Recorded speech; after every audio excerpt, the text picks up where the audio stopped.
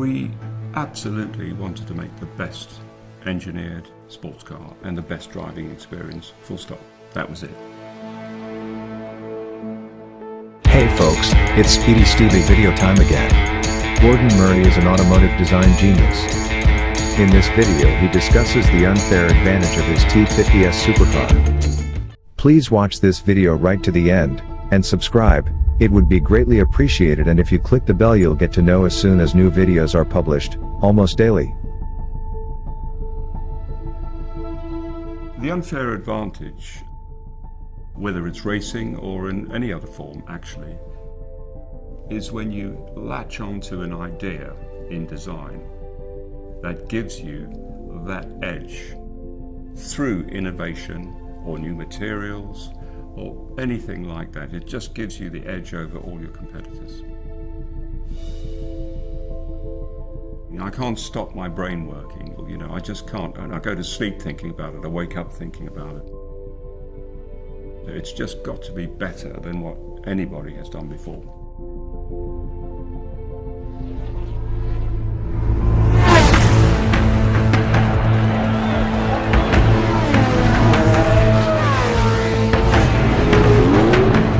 The search for that unfair advantage is a recurring theme in motorsport. Looking for improved performance comes naturally to Gordon and a core group of ex-Formula One colleagues now working alongside him at Gordon Murray Automotive. That gives us an edge as a car business and a design company. Back in the day, Gordon's designs were hugely successful across 2 decades of Formula One. It means that we are very flexible and fast and really good at making decisions.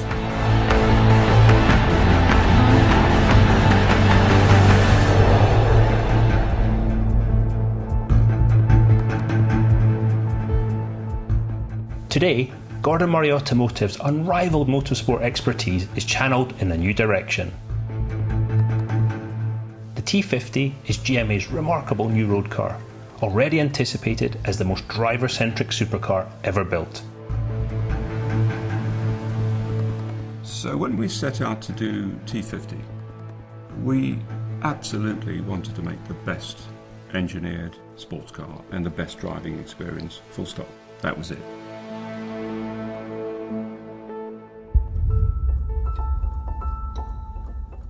So the T50 will surely be the ultimate road car.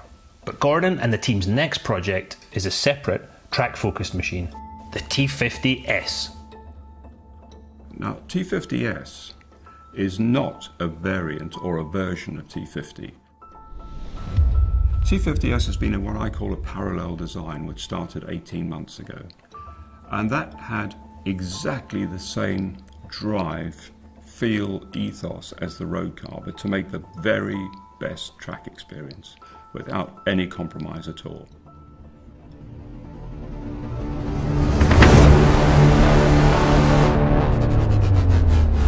Before the T.50 S is revealed, there is some rich history behind the car's full name. It will officially be called the T.50 S Niki Lauda. Fully supported by Niki's family, the name is a tribute to the triple world champion who was Gordon's friend and teammate.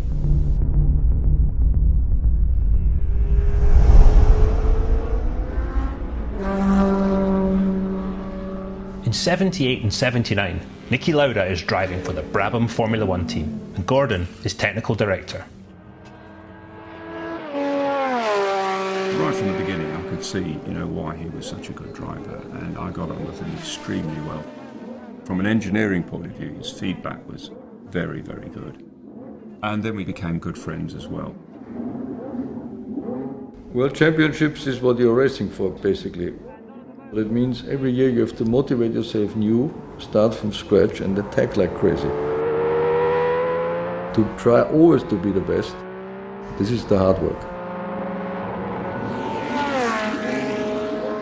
Niki and Gordon's best known collaboration involves the now infamous BT46 fan car. Infamous because it's a good example of the unfair advantage in Formula One. Gordon's design for the fan car exploits a loophole in the rulebook, giving it a massive aerodynamic advantage over its competitors. So the Brabham fan car was a way around the regulations, sealed skirts all the way around the car, great big fan on the back of the car. It was a vacuum cleaner. It just literally sucked the car to the ground. It was that simple. The car is introduced at the Swedish Grand Prix in 1978. It goes round certain corners 30 miles an hour faster than a conventional car. So the driver had to believe in that and arrive at the corner 30 miles an hour too fast and turn the steering wheel and just believe it was going to go around, and those two things took a lot of getting used to. That advantage is too much for the opposition, and Niki wins the race convincingly.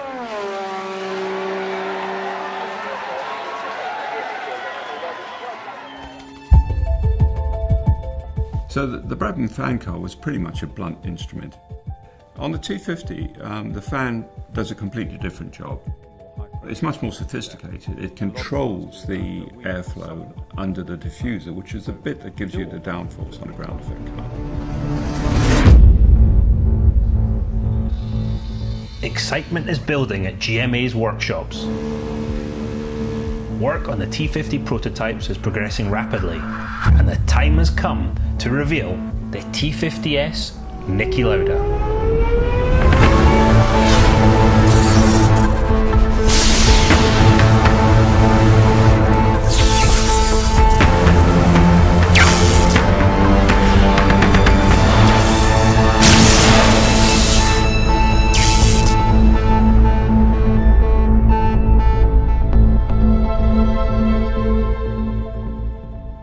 When I first saw the full-size car arrive, I was pleasantly surprised that it still looks a pretty car, but it is much more aggressive, of course, because of all the aero functions.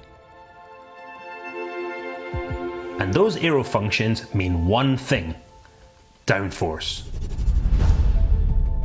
The T50 S weighs just 850 kilos, but how much downforce, also measured in kilograms, was the team aiming for?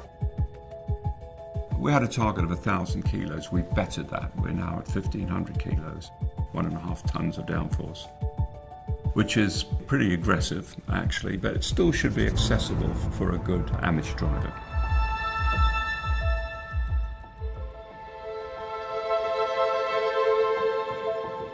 The T50 S Niki Lauda is bristling with sophisticated aero devices. There's a huge LMP1 style splitter on the front, there are dive planes and barge boards, an aerofoil central section. There's also a deltaplan wing on the back, which is a nod to Gordon's iconic Brabham BT52.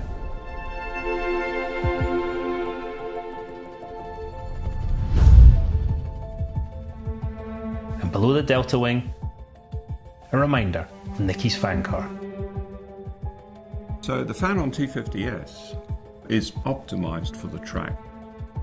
The diffuser is even more aggressive than the road car, and it just is on all the time and designed to give maximum downforce. So when you turn the ignition on and you get past 50 miles an hour, the fan goes to maximum speed and stays there.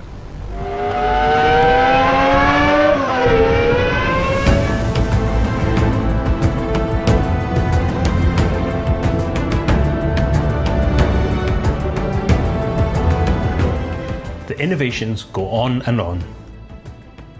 The T50S's engine is a development of the road car's Cosworth 312, but lighter and even more powerful.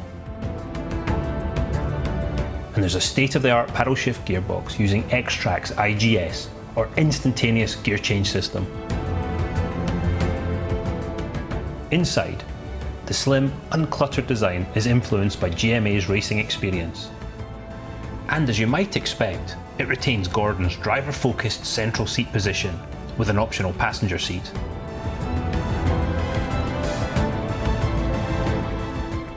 Each car has a chassis number and is individually named. So for example, number 1 chassis, it'll be the 1974 Kyle Army car, and that'll be on a plaque. There'll be a little book with a history of that. So wherever that car goes in future, it'll be the Kyle Army car. I think that's just a nice step towards making the car have a prehistory, if you like.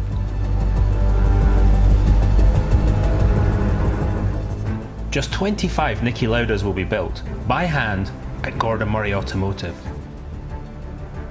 Each car is bespoke and will be fully supported by GMA's team. It's really important to us that the car's accessible and easy to use, and that's part of the enjoyment really, is the fact you can just turn up at a circuit, fire the car up, warm the oil up, and off you go.